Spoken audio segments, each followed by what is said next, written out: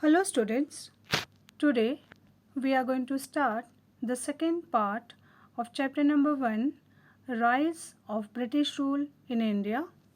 Before that, let's revise the first part of Rise of British Rule in India.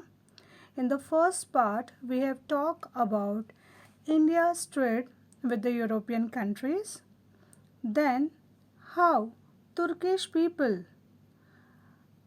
attack on Constantinople, and because of that the land route between European countries and India was stopped, and because of that European people were not able to get the spices from India.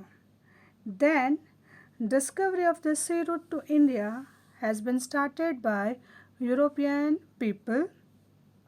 Finally, the Portuguese sailor called Vasco da Gama discovered the sea route to India in 1498 AD, and after that there are so many European people. They came India for making trade in India. In that we were having Portuguese, French, and even we were having Britishers. Today we are going to start with the second part, and in the second part we are going to deal with the Battle of Plassey and Battle of Buxar. On your screen you can see the pic of battlefield of Plassey and even Battle of Buxar. Now let's move further. Battle of Plassey. Actually, Battle of Plassey is also famously known as Battle of Palashi. Here on your screen you can see the Palash flowers. This Palash flowers you can find it out on Khakra trees, and in the Battle of Plassey there is a forest of this Palash flowers, and that's why it is going to be known as a Battle of Plassey. Now on your screen you can say Sirajudawla on your right side. On the left side we are having Britishers. Now at that time when we are talking at that time Sirajudawla was a Nawab of Bengal, and he was having impulsive nature. He does not like to believe the advice and suggestions of others. At that time, because of his impulsive nature, there are so many opponents in his own state. At that time, British East India Company was also making trade in Bengal. Now, as usual, according to the nature of Britishers were making political interference, and even they were not paying, you can say, the 100% tax. Somehow Sirajudawla come to know about this particular matters regarding the text and political interference, and that's why Sirajudawla very bluntly told Britishers that don't interfere in the political matters, and even he asked Britishers to pay the 100% tax as they are doing from the trade. Naturally, this is not liked by the Britishers, and Britishers somehow decided that they are going to take revenge of this particular matter from Sirajudawla. Now, another incident was that British East India Company built a fortress. Everyone knows fortress, we have a fort, and around that we have, you can say, very high walls which will be known as a fortress. So British East India Company built a fortress in Kolkata without the permission of the Nawab Sirajudawla. This is not liked by Sirajudawla, and Sirajudawla destroyed this fortress, and this news reached Madras or Chennai, and from Madras a small army of company which is led by Robert Clive reached Bengal in order to help the Kolkata Trade Center.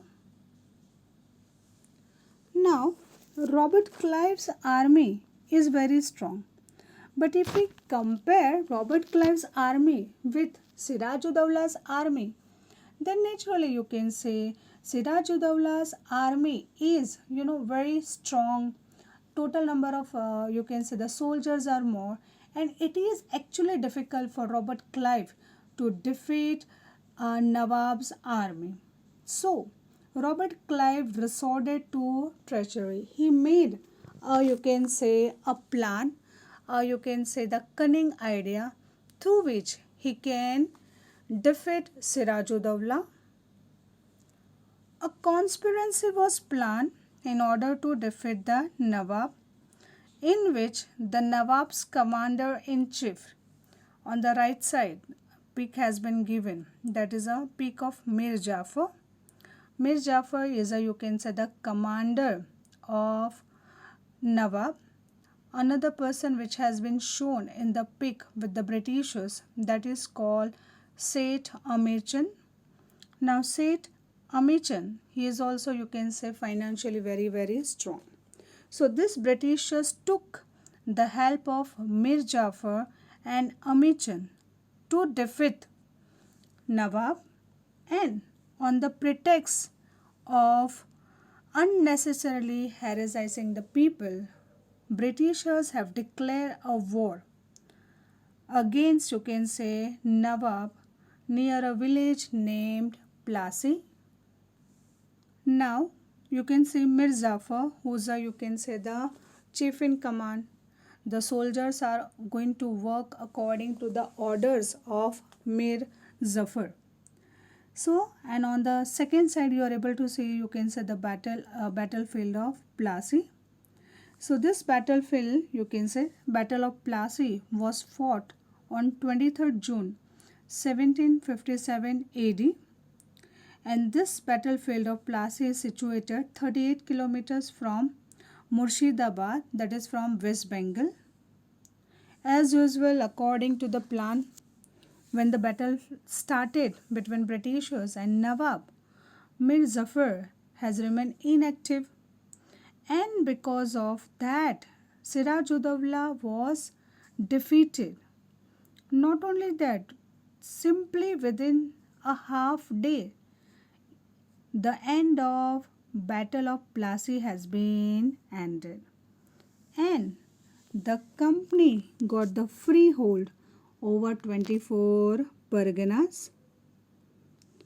As Siraj-ud-Dawla lost the Battle of Plassey, Britishers killed Siraj-ud-Dawla, and on his place Mir Jafar was made the new Nawab of Bengal. And with this, the foundation of the company's rule in India was laid with the Battle of Plassey in 1757. Plassey. You will be able to list the factors that led to the Battle of Plassey. List the reasons for the defeat of Siraj-ud-Dawla in the Battle of Plassey. The East India Company felt that the large fee demanded by the Nawabs and the local rulers to carry on trade was unfair. They also felt that the enlargement of settlements, buying of villages, and building of forts, which were banned by the Nawab, were necessary for the expansion of their trade. What the company wanted was a puppet ruler who would act in their favor. So they tried to replace the then Nawab of Bengal, Siraj-ud-Dawla, with one of his rivals. This angered Siraj-ud-Dawla, and he ordered the company to stop interfering in his government's affairs. He also ordered the company to stop fortifying their settlements and pay their taxes. When the company failed to accede to his demands, the Nawab marched with 30,000 of his men and took control of Qasim Bazar and Calcutta Fort. He cut off all supplies and support to the company's ships. To aid the company, armed forces were sent from Madras under the leadership of Robert Clive. naval fleet was also sent. Robert Clive defeated Nawab Siraj-ud-Dawla at a place called Palashi in 1757 in the famous Battle of Plassey. The main reason for Siraj-ud-Dawla's defeat was Mir Jafar, one of his commanders, who turned traitor and never fought the battle. Robert Clive had promised Mir Jafar that he would be made Nawab after Siraj-ud-Dawla for his services. The Battle of Plassey was the company's first victory on Indian soil. Now, the Britishers made Mir Jafar the Nawab of Bengal. On your left side of the screen, you can see the peak of Mir Jafar.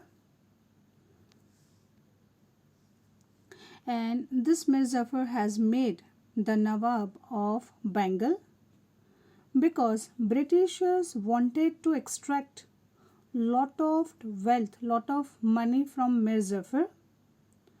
But Britishers want more and more money from Mir Jafar. And Mir Jafar was somehow not ready. And that's why Britishers made a change and they dethroned Mir Jafar, and on the place of Mir Jafar they made Mir Qasim. On your right screen you can see the peak of Mir Qasim, and they made Mir Qasim as a new Nawab of Bengal. Britishers thought that it is not easy to have money from Mir Jafar, so that they made a new Nawab, Mir Qasim. But here the situation was different. Mir Qasim was more ambitious than Mir Jafar. He was not at all ready to listen any kind of orders from Britishers. Even he was not ready to become the puppet Nawab. So once again Britishers removed Mir Qasim and Mir Jafar was again made the Nawab of Bengal. As Mir Qasim didn't like this idea of Britishers, he took refuge with the Nawab of Awadh. During this time, the Mughal Emperor Shah Alam had also come to Awadh. So, Nawab of Awadh, then Nawab of Shah Alam and Mir Qasim, all these three armies together, they join hands and they have declared war against British East India Company, and this war has been given a name of Battle of Buxar. This Battle of Buxar was fought on 22nd October 1764. But again you can say the British East India Company won. You can say this particular Battle of Buxar, and with this Battle of Buxar, British East India Company got the Diwani rights. Diwani rights means right to collect revenue. Revenue means tax from Bengal, Bihar and Orissa.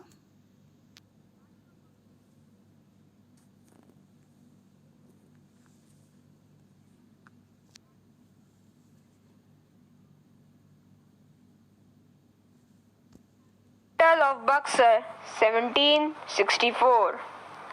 The Battle of Buxar is a major event in Indian history. The victory of East India Company in this battle resulted in British colonial rule over Bengal Presidency and subsequent expansion of British rule over India. Mir Qasim, the at time Nawab of Bengal, didn't want to be a puppet in hands of British like his father-in-law Mir Jafar. He also wanted to keep a check on the growing power of East India Company. This annoyed the British, which resulted in Battle of Buxar. Buxar, a place now in Bihar. The battle was fought between the forces of Major Hector Munro and the armies of Mir Qasim, Shuja'ud-Dawla, Nawab of Awadh, and Shah Alam II, Mughal emperor. They shook their hands to remove the power of British from India. But this battle also ended with the defeat of Indians and victory of East India Company. The dream of Mir Kazim of becoming the Nawab of Bengal and having complete control over it just remained a dream, and East India Company gained the power over Bengal and the Diwani rights. Diwani rights meant the right to collect revenue from the general public. This gave East India Company immense powers, making it more powerful than earlier. So now, in this way, the Battle of Buxar was you can say, the victory for Britishers. Now, thank you.